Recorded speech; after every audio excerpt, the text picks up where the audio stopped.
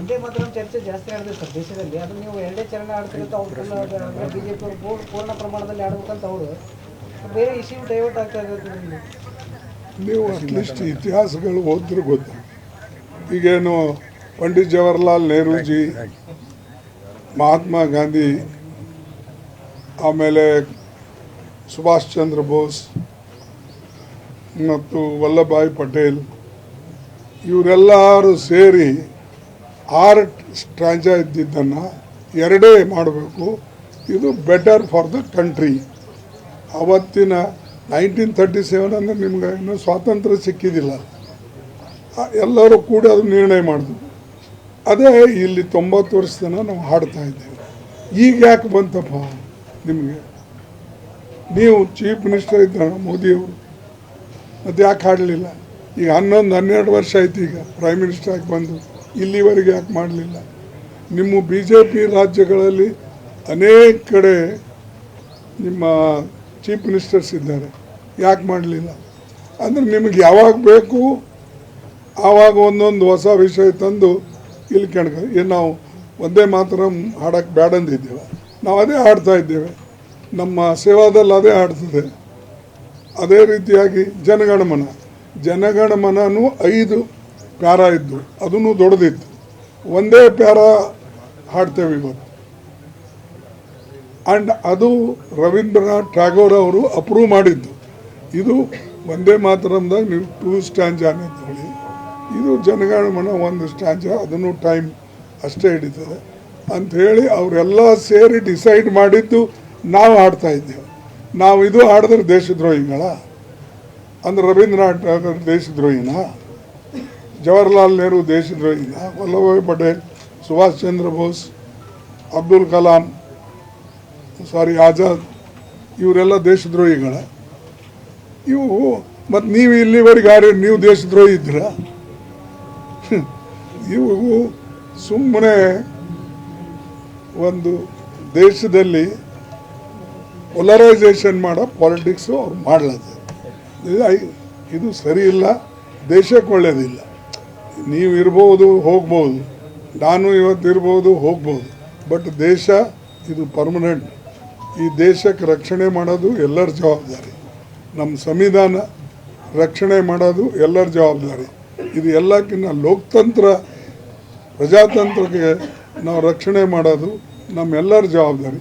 ಅದಕ್ಕೆ ಭಾಳ ತಿಳಿದು ಅವ್ರು ಮಾತಾಡಬೇಕೇ ಹೊರತಾಗಿ ಇದ್ದಿದ್ದಿಲ್ದೆಲ್ಲ. ಈಗ ಈಗ ಅವ್ರಿಗೆ ದೇಶಭಕ್ತಿ ಹುಟ್ಟಿದೆ, ಮೊದಲು ಯಾಕೆ ಮಾಡಲಿಲ್ಲ? ಈಸ್ ದಿವ್ಸ ಹೋಮ್ ಮಿನಿಸ್ಟರ್ ಇದ್ದ, ಆ್ಯಂಡ್ ಆ್ಯಂಟಿಯರ ಅವ್ರು ಮುಸ್ಲಿಮ್ಸರ ಅಂದ್ರೆ ಈಸ್ ದಿವ್ಸ ನೀವು ಮುಸ್ಲಿಮ್ ಇದ್ದೀರಾ? ಹಾಡಲಿಲ್ಲ. ಇಂಥವೆಲ್ಲ ಚಿಲ್ಲರ್ ಮಾತಾಡ್ತಕ್ಕಂಥದ್ದು. ಇನ್ನು ಇವ್ರು ಹುಟ್ಟಿದಿಲ್ಲ ಸಹಿತ. ಮೋದಿ ಈಗೇನು ಭಾಳ 61 ಅದನೋ 62 ಅದ ಗೊತ್ತಿಲ್ಲ. ಯಾರ್ದು? ಮೋದಿದು ಅಮಿತ್ ಶಾ. ಹೋಮ್ ಮಿನಿಸ್ಟರ್ ಮಾತಾಡ್ತಾ ಇದ್ದಲ್ಲ, 61 ಇರಬೇಕು ಇಲ್ಲ? ಮತ್ತು ಇವ್ರು ಯಾರೂ ಹುಟ್ಟಿದಿಲ್ಲ. ಆವಾಗ ದೇಶಕ್ಕಾಗಿ ಹೋರಾಟ ಮಾಡಿದವ್ರಿಗೆ ಅವಮಾನ ಮಾಡ್ತಾರೆ.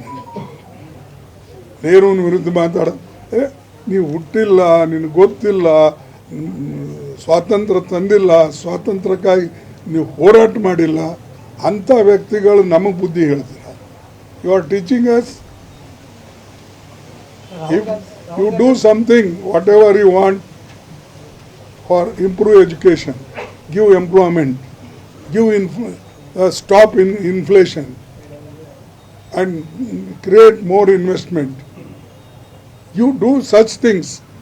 ಅವ್ರು ನೋಡಿ ಹಿಂದಕ್ಕೆ ಅವ್ರ ಕಾಲದಲ್ಲಿ ಏಮ್ಸ್ ಆಗಿವು, ನಮ್ಮ ದೊಡ್ಡ ಸಂಸ್ಥೆಗಳಾಗಿವು, ಕಂಪಲ್ಸರಿ ಎಜುಕೇಷನ್,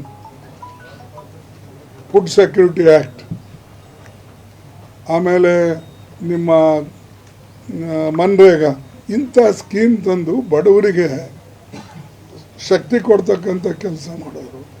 ಅದಕ್ಕೆ ನೀವು ಅಂಥದ್ದು ಅದಕ್ಕಿಂತ ಬೆಟರ್ ಸ್ಕೀಮ್ ನೀವು ತಂದು ಜನರಿಗೆ ತೋರಿಸ್ಬೇಕೇ ಹೊರತಾಗಿ ಸುಮ್ಮನೆ ಹಳೆ ಮಾತು ಹೇಳಿಕೊಂಡು ಜನರದಲ್ಲಿ Prime Minister Modi says policies should be formulated based on the needs of the country. and its people rather than forcing the country to adopt the policies themselves. That is what Pandit Jawaharlal Nehru ji did. He did according to needs. At that time, aim was needed. He did. Public sector was needed. He did. Then he needed education is important. So many aims. Then this IIT, IIM. ಇವೆಲ್ಲ ಮಾಡಿದ್ದು ಅದ್ರ ಸಲಕ್ಕೆ. In that circumstances ನಮ್ಮ ದೇಶದಲ್ಲಿ ಏನು ಇರಲಿಲ್ಲ, engineering college, medical college ಇವು ಇರಲಿಲ್ಲ ಅವಾಗ. ನಮ್ಮಲ್ಲಿ ಈಗ ಒಂದೇ ಮೆಡಿಕಲ್ ಕಾಲೇಜ್ ಯಾವಾಗ ಬಂದಿದ್ದು, ಅದನ್ನು ಜವಾಹರ್ಲಾಲ್ ನೆಹರು ಟೈಮ್ನಾಗ ಬಂದಿದ್ದು ಇಲ್ಲಿರೋದು, ಬೆಳಗಾಂನಾಗ ಇರೋದು. ಇವೆಲ್ಲ ನೆಹರು ಕಾಲದಲ್ಲೇ ಪಂಚವಾರ್ಷಿಕ ಯೋಜನೆ ಕೆಳಗೆ ಬಂದಿದ್ದು. ಅದಕ್ಕೆ ಯಾರೇ ಮಾಡಿದ್ರು ನೀಡ್ ಬೇಸ್ಡ್ ಮಾಡಬೇಕು ಅಂದ್ರೆ ಅವ್ರ ಬಳಿ ಪ್ಲ್ಯಾನ್ ಬೇಕು. ಆ ಪ್ಲ್ಯಾನಿಂಗ್ ಡಿಪಾರ್ಟ್ಮೆಂಟು ಇಲ್ಲಿನ ಸ್ಥಿತಿಗತಿಗಳನ್ನು ನೋಡಿ ಸಾಮಾನ್ಯ ಜನರಿಗೆ ಏನು ಅನುಕೂಲ ಆಗ್ತದೆ ಅಂಥ ಸ್ಕಿಲ್ ಡೆವಲಪ್ಮೆಂಟ್ ಮಾಡೋದು ಮತ್ತು ಅಂಥ ಶಿಕ್ಷಣ ಕೊಡ್ತಕ್ಕಂಥ ವ್ಯವಸ್ಥೆ ಮಾಡೋದು. ಈಗ ಅದನ್ನು ಈಗ ಮೋದಿಯವರು ಬಿಟ್ಟೇ ಬಿಟ್ಟಾರೆ. ಅದಕ್ಕೆ ಅವ್ರು ಹೇಳೋದೇನೆಂದರೆ, ಯಾರು ಏನಾರ ಮಾಡ್ಕೊಳ್ಳಿ, ನನಗೇನು ಬೇಕು ಅದನ್ನೇ ನಾನು ಮಾಡೋದು. ಸೊ ನೀಡ್ ಬೇಸ್ಡ್ ಎಲ್ಲಿ ಮಾಡಿದ್ದಾರೆ. ನಾನು ಸ್ಕಿಲ್ ಡೆವಲಪ್ಮೆಂಟ್ ಸೆಂಟರ್ಗಳ ತರಕ್ಕೆ ಜರ್ಮನಿ ಸರಿ ಇದು ಮಾಡಿದ್ದೆ. ಈ ಗುಲ್ಬರ್ಗಾದಾಗ ಒಂದು ತಂದಿದ್ದೀನಿ, ಬೆಂಗಳೂರಿನಾಗ ಒಂದು ತಂದಿದ್ದೀನಿ. ಇದೇ ರೀತಿಯಾಗಿ ಡೆಲ್ಲಿ, ಬೇರೆ ಕಡೆ ಜರ್ಮನ್ ಸರಿ ನಾನು ಕೊಲಾಬ್ರೇಟ್ ಮಾಡಿಕೊಂಡು ಅದೇ ರೀತಿಯಾಗಿ ಈ ITI ಅಪ್ಗ್ರೇಡ್ಸ್ ಮಾಡಿದೆ. ನಾನು ಎಲ್ಲಿ ಒಂದು ITI ಇದೆ ಅಂಥ ಕಡೆ ನಾನು ಈವ್ನಿಂಗ್ ಒಂದು ಮಾರ್ನಿಂಗ್ ಒಂದು ಕೋರ್ಸ್ ನಡೆಸಿ ನಮ್ಮ ಮಕ್ಕಳಿಗೆ ಹೆಚ್ಚಿಗೆ ರೀತಿಯಾಗಿ ಅಡ್ಮಿಟ್ ಆಗಲಿ ಅಂತ.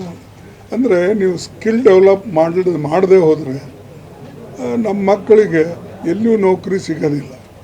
ಇಲ್ಲಿ ಫಾರ್ಚುನೇಟ್ಲಿ ನಾ ಇಂಡಸ್ಟ್ರಿ ಮಿನಿಸ್ಟರ್ ಇದ್ದಾಗ ಒಂದು ಸ್ಕಿಲ್ ಡೆವಲಪ್ಮೆಂಟ್ ಇಲ್ಲಿ ಬಸವೇಶ್ವರ ನಗರದಾಗ ತೆಗೆದೇವೆ, ಇಲ್ಲಿ ಇನ್ನೊಂದು ಜರ್ಮನಿಯಿಂದ ತೆಗೆದೇವೆ.